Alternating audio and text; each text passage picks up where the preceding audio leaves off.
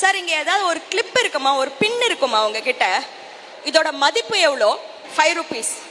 இதை நான் விற்கிறேன்னா உனக்கு நான் எவ்வளோக்கு திரும்ப விற்க முடியும்? 10 rupees.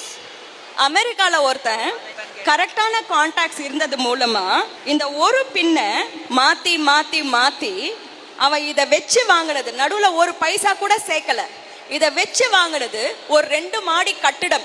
Can you believe this? Kyle மெக்டானல்டுன்ற பேரை போட்டு பாருங்க. This is called the exchange of pin, red pin. அவர் என்ன பண்றாரு, சும்மா ஒரு சோஷியல் எக்ஸ்பெரிமெண்டா பண்றாரு. அவரோட பிளாக்ல என்கிட்ட இந்த ரெட் பேப்பர் கிளிப் இருக்கு, இதை முதலீடா வச்சு என்ன வாங்க முடியும், நான் எக்ஸ்பெரிமெண்ட் பண்ண போறேன்னு சொல்லிட்டு போடுறாரு.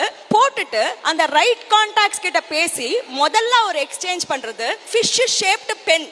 அந்த மீன் மாதிரி இருக்கிற பேனாவை வேற ஒருத்தவங்க கிட்ட கொடுத்து அழகான கைப்பிடிக்கு எக்ஸ்சேஞ்ச் பண்றாரு. அந்த கைப்பிடியில இருந்து இன்னொருத்தவங்களுக்கு கொடுத்து ஒரு பார்ட்டி லைட் செட்டை எக்ஸ்சேஞ்ச் பண்றாரு. அந்த பார்ட்டி லைட் செட்டை இன்னொருத்தவங்களுக்கு கொடுத்து பனியில போற ஸ்கேட்டிங். இப்படி படிப்படியா போயிட்டு கனடால ஒரு அழகான டவுன்ல பண்றது.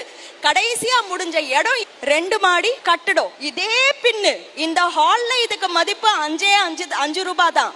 ஆனா உனக்கு கரெக்டான கான்டாக்ட் கிடைச்சி அவங்க கிட்ட உன்னால அதை கொடுக்க முடிஞ்சதுன்னா அதோட மதிப்புன்றது ஒரு வீடுன்னா, think about the power of networking.